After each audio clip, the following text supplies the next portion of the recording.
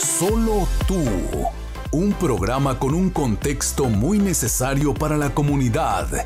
Con información poco difundida. ¿Saben cómo funciona la mente?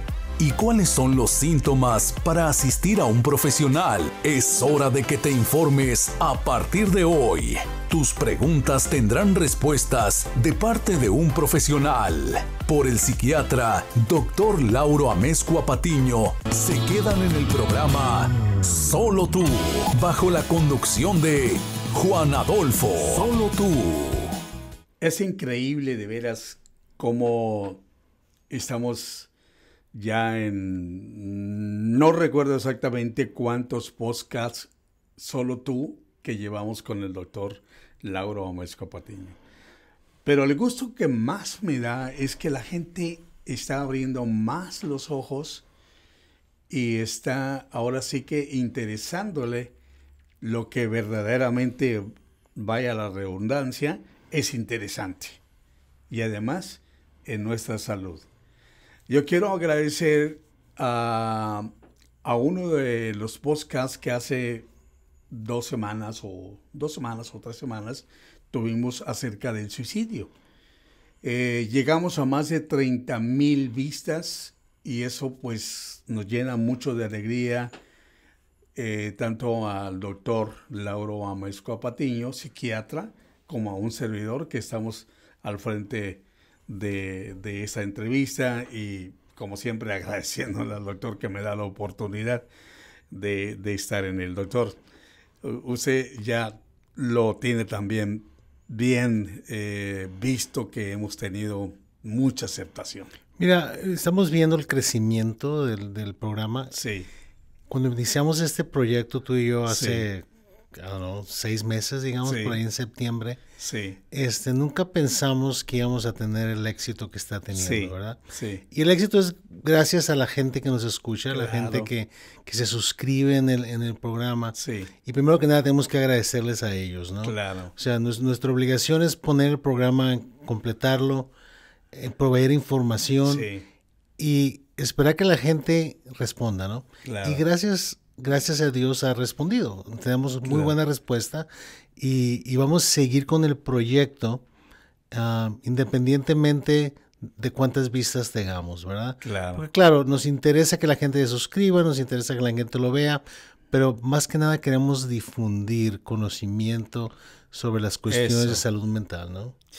Doctor, y que no se les olvide suscribirse y pinchar la campanita para que les llegue todo lo que estamos haciendo en ese podcast. Así les va a llegar como magia a su email. Y fíjate, Juan Adolfo, que hablaste hace un momento de que tuvimos un programa sobre el suicidio. Sí. Que realmente de los 12 o 13 programas que hemos completado, es el que ha tenido más éxito. Claro. Fue muy interesante ver la respuesta, no nada más en Estados Unidos, pero en España, en Argentina, en Colombia, en Venezuela, en México. Entonces, la respuesta ha sido de mucha aceptación en varias partes del mundo y eso nos incita de nuevo, ¿no? A buscar más avenidas. Y probablemente platiquemos un poquito más sobre el suicidio porque tiene muchos detalles, ¿no? Muchas edades y vamos a empezar a ver un poquito más sobre qué es, cómo podemos ayudar a la gente, ¿no? Efectivamente, el suicidio.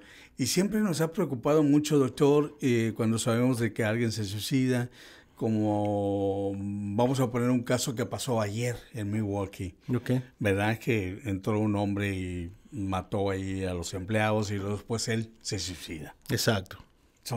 Eso lo estamos viendo casi pues seguido y es de lo poquito que nos podemos informar. Ahora, ¿por qué el suicidio, doctor?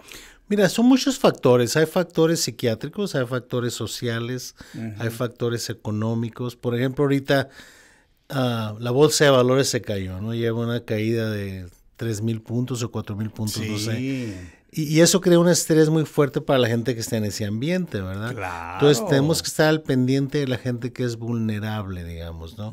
Tenemos el asunto del coronavirus que está creando un estrés muy alto, que aunque es algo que tenemos que tener mucha precaución, no es algo que podamos controlar, pero la gente vulnerable puede reaccionar con mucha fatalidad, digamos, ¿no? Empieza a decir, no tiene el caso que esté vivo, ¿para qué estoy en este mundo? Me va a dar el virus. Y tenemos que reconocer que hay, perdón, varios niveles de riesgo, ¿no? O sea, existe el nivel de riesgo en cuanto a que la gente sienta que su vida no tiene sentido. Existe el nivel de riesgo de la gente que dice mi vida no tiene sentido y empieza a tomar ciertos riesgos que los puede llevar a perder la vida. Y luego tenemos el nivel de la gente que piensa que la vida no tiene sentido y activamente está buscando terminar su vida, ¿no? Todos esos son riesgos significativos y tenemos que estar al pendiente de esos. Generalmente oímos sobre suicidio cuando alguien completa el suicidio. Claro. ¿Okay? Pero existen mucho más atentados de suicidio que completos. De hecho, la relación es como de 4-1. Por cada persona que se suicida, hay 4 personas que atentan suicidio, ¿no? Entonces, en mi trabajo yo generalmente veo a la gente que ha atentado suicidio, no necesariamente la gente que completa el suicidio, sencillamente porque la gente que completa el suicidio se muere, ¿no? Entonces, hay veces que he visto personas que están a riesgo antes de que cometan el suicidio y completan el suicidio. Pero el suicidio es algo común, es algo serio, es algo que tenemos que tener mucho respeto con eso. Y sobre todo con la gente joven. La gente joven nos mortifica especialmente, ¿por qué? Porque primero tiene mucha vida por delante, ¿no? Entonces, el truncar la vida de una persona joven es mucho más dramático, digamos, ¿no? Y no estamos hablando nada más de jóvenes adolescentes, estamos hablando de niños, ¿no? Porque el suicidio también ocurre en niños. Tú preguntabas hace un rato factores, ¿no? ¿Cuáles son las causas del suicidio? Claro. Y no es una sola causa, pero sí hay ciertos aspectos que sabemos que las sociedades, por ejemplo, que tienen armas muy disponibles. El suicidio por arma de fuego es más común, ¿verdad? Claro. Entonces, la disponibilidad de armas crea un riesgo más alto, ¿verdad? ¿Por qué? Porque a veces las personas que tienen armas no son muy responsables en cómo las guardas o si no las tienen bajo seguro, ese tipo de cosas, ¿no? Entonces, el hecho de que existe un arma disponible hace más fácil que la persona decida quitarse la vida, ¿no? Muy bien. Doctor, habló usted de los niños que se suicidan. ¿De qué edad un niño puede pensar en suicidarse? Mira, cuando hay factores psicológicos y factores sociales, y por ejemplo hay factores psiquiátricos como depresión y ansiedad, yo he visto niños tan pequeños como 8 o 9 años que empiezan a pensar que la vida no tiene sentido, niños que han tenido problemas de abuso, ya sea físico, sexual o emocional, o niños que han sido abandonados. Empiezan a pensar que los problemas que suceden alrededor de ellos es por culpa de ellos. Y empiezan a pensar en el suicidio como una opción, ¿verdad? Entonces es algo que tenemos que identificar muy rápidamente y es importante preguntar. Cuando tenemos una persona a riesgo es terriblemente importante preguntar. Y la pregunta no debe ser si estás pensando en quitarte la vida, pero hay que preguntar, ¿te sientes tan mal que piensas que estarías mejor muerto? Muerto. Sí. O sea, si hacemos esa pregunta no estamos diciendo a la persona, yo sé que te quieres suicidar. Quiero saber qué tal mal te sientes si piensas tú que la vida no tiene sentido. Si la persona me dice que sí, entonces ya tengo que seguir hacia, okay, ¿has pensado en alguna vez quitarte la vida? ¿Has pensado de cómo hacerlo? Y es muy fácil, como te decía en el programa anterior, cuando tú le preguntas a una persona, ¿te sientes tan mal que has pensado que estarías mejor muerto o muerta? Es como quitarles un peso de encima. Sí, claro. Porque la persona que tiene depresión y ansiedad, ideas suicidas, tiene la tendencia a no decirlo y cargar un peso con ellos, ¿no? Claro. Entonces es importante abrir la puerta, digamos, ¿no? Para que la persona pueda sentirse no avergonzada. Porque, mira, por ejemplo, hoy en el hospital había una niña de 14 años. Me la mandaron de otro hospital. Ella trató de quitarse la vida por una sobredosis, ¿no? Entonces fue al hospital médico, le quitaron, la trataron, la restablecieron. Entonces, platicando con ella, yo le preguntaba, ¿cómo te sentiste después de la sobredosis? ¿Cómo te sentiste en cuanto al hecho de que trataste de quitarse la vida. Y ella me decía, me sentía avergonzada. Y es muy interesante, avergonzada no por lo que se hizo ella misma, avergonzada por lo que le hizo a sus padres, por lo que le hizo a sus amigos.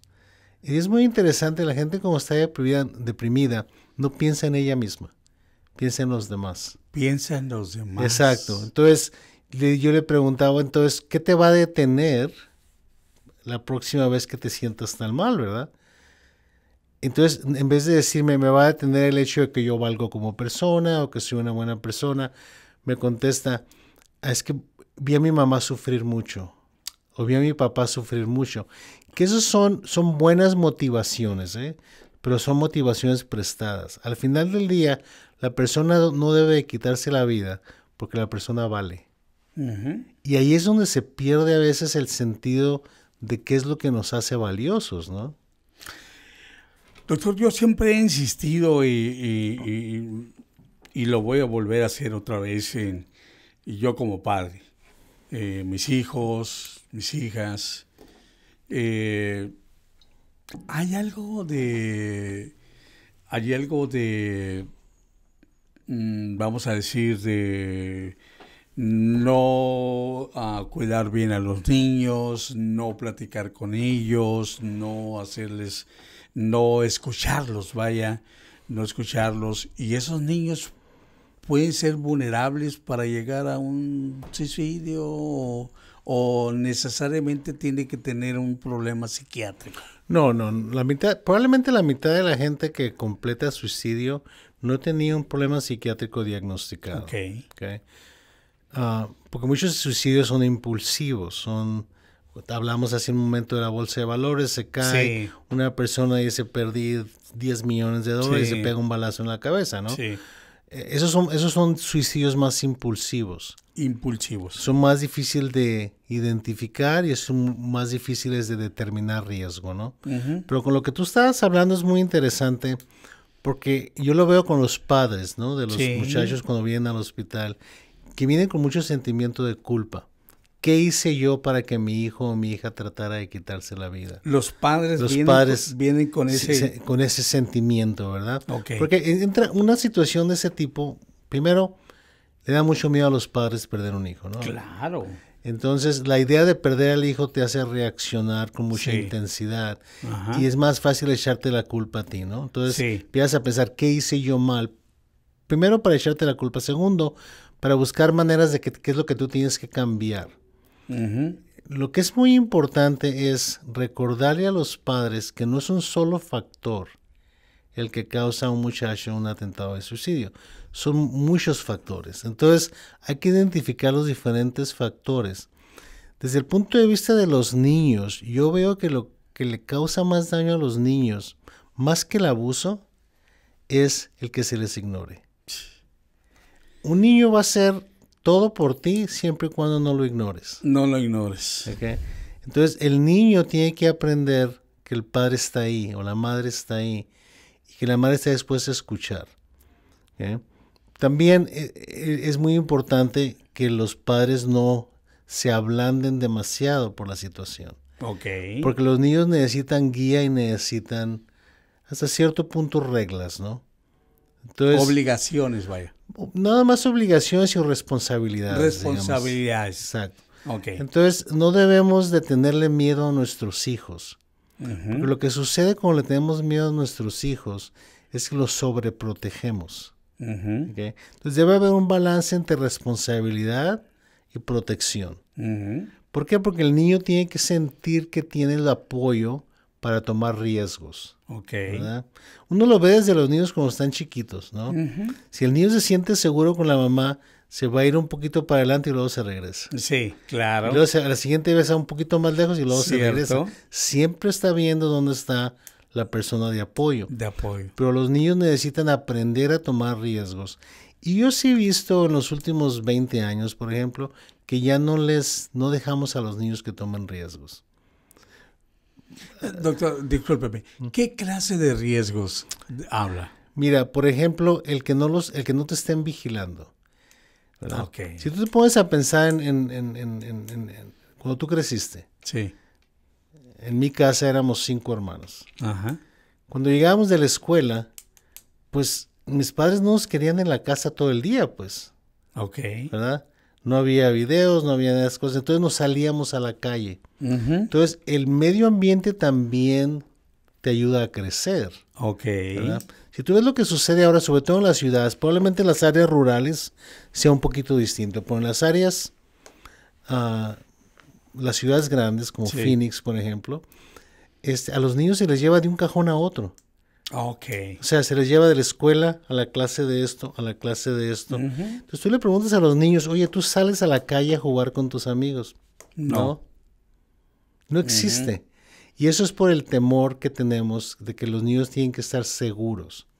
Cuando estoy hablando de riesgo, es que tomar el riesgo de que anden afuera con sus amigos, Sí. sin que nadie los esté vigilando y que aprendan de la calle un poquito. Ok. ¿Sí me entiendes? Entonces, como les quitamos esa oportunidad, tenemos que sustituirla con algo. Entonces, la sustituimos con actividades organizadas, digamos, ¿no? Entonces, los niños de ahora, digamos, de la edad de 10 a 13 años, no hacen nada solos. Ok. Doctor, explicándome eso, escuché que dijo, tú creces porque te dan oportunidad. Yo no crecí, doctor. Sí, pero eso es físico, ¿no? Eso ya es genético. Ahí no te puedo ayudar. Sí, no me empezó a ayudar. Exacto. Pero fíjate que es muy interesante lo que acabas de decir, porque cuando hablamos de crecimiento en el contexto de la depresión, de la ansiedad, en el contexto de riesgos, ¿no? Ajá. Que el suicidio es un riesgo. Sí. Lo que tenemos que darnos cuenta es que existe una maduración física, una maduración emocional y una maduración intelectual. Wow. Lo que sucede con los muchachos, sobre todo los adolescentes, es que son muy maduros intelectualmente y muy inmaduros emocionalmente. Entonces piensan como adultos y se comportan como niños. Claro, sí. Y eso crea mucha confusión para los padres a veces, ¿verdad? Porque están discutiendo contigo y tienen un argumento muy lógico, ¿verdad? Pero cuando las cosas se ponen emocionales no saben cómo manejarlo. Doctor, hablando de lo físico, en las escuelas, principalmente en las preparatorias o en la secundaria o qué sé yo, le dan carrilla mucho, o ahora como se llama el bullying, ¿verdad? Le dan mucha carrilla que el chaparro. El chaparro. Esa persona pudiera llegar a hacerse daño por tanto, ahora sí que tanto estar repitiéndole lo mismo y que el muchacho en un momento se sienta ya, bueno, soy un chaparro, nadie me quiere, o ninguna novia voy a conseguir porque todo el mundo me dice que soy chaparro y gordo. Exacto. Sí existe una complicación, lo que llamamos el acoso, ¿no? El acoso. El acoso escolar, por ejemplo, ¿no?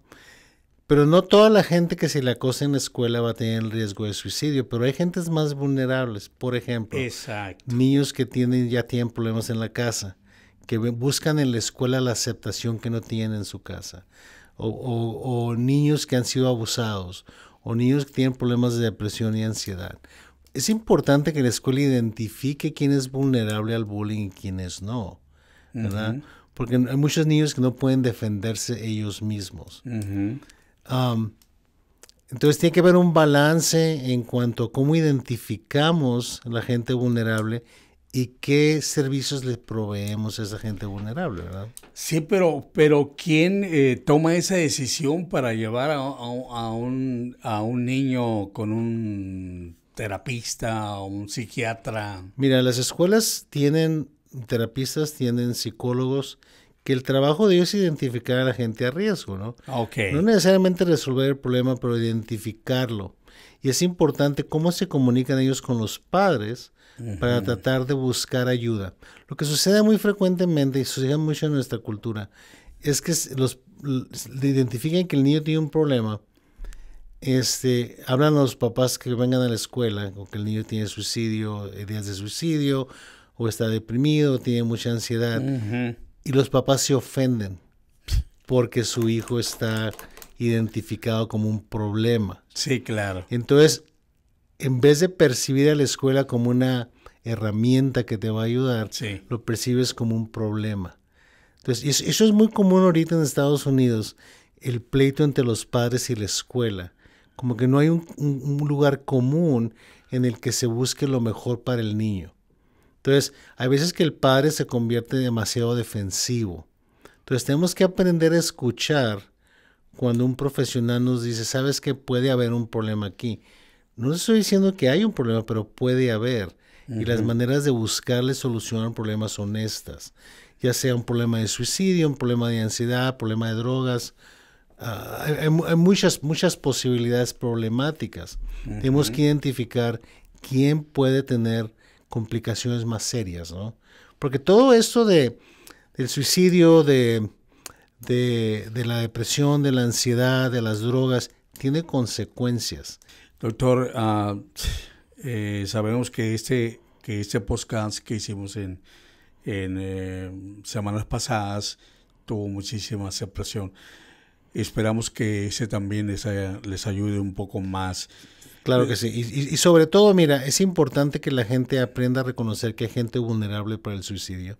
Que el suicidio no necesariamente es nada más un problema de muerte, es un problema de atentado, ¿verdad? Sí. Es un problema de hacerse daño a uno mismo. Entonces, es importante reconocer a la gente que está vulnerable y darles apoyo y guiarlos hacia donde están los lugares donde pueden tener un poquito de entendimiento y seguridad, ¿no? Para terminar, así, un consejo, pero así, ahora sí que con toda la artillería.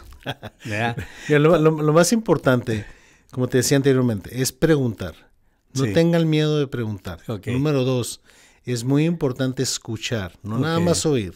Okay. Escucha lo que la gente te está diciendo, qué te está tratando de decir. Y si no lo entiendes, pregunta, ¿qué me estás tratando de decir? Claro. Y lo último, más importante, es siempre preguntar, ¿cómo quieres que te ayude? Okay. Doctor, pues es sumamente interesante este programa y ojalá tengamos más, doctor, porque es muy triste saber que un joven, como lo que me platicaba usted, de 14 años, una niña, quitarse la vida, un Exacto. niño de 7, 8 años, pensar ya en suicidio. Para mí, en lo personal, es algo que me aterra y me pone triste. Doctor, su cámara. Muchas gracias de nuevo. Como les dijimos anteriormente, este es un proyecto que vamos a seguir. Es un proyecto que nos interesa que se suscriba. Es un proyecto que vamos a, hasta el momento, continuarlo indefinidamente, porque nos interesa mucho promover la idea de que la gente puede vivir de una manera menos destructiva, ¿no? Pues lo mismo, así como un eco del doctor. Yo quiero también agradecerles y también decirles que se suscriban y que hay una campanita ahí, pulsen la campanita para que puedan llegarle todos los podcasts del doctor. Suscríbanse, por favor, es muy importante. Es una información que no tiene precio. Entonces vamos a aprovecharla. Lo tenemos aquí. Él está ahora sí que dispuesto para todas sus preguntas que tengan. Ya tienen la información del doctor www.solotúmx. Lo vuelvo a repetir, www.solotúmx. Háganlo, por favor. Muchas gracias y nos vamos a ver en el próximo. Este es el podcast Solo Tú.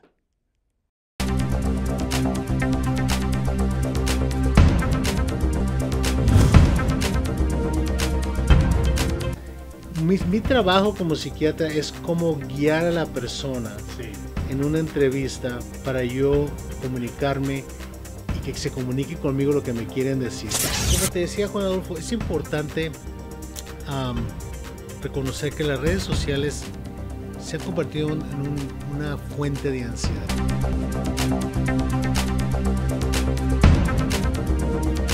Cuando un paciente viene con depresión, realmente lo que me está diciendo es, estoy sufriendo a tal punto que me siento mal conmigo mismo, siento que no valgo, mi vida no tiene ninguna esperanza.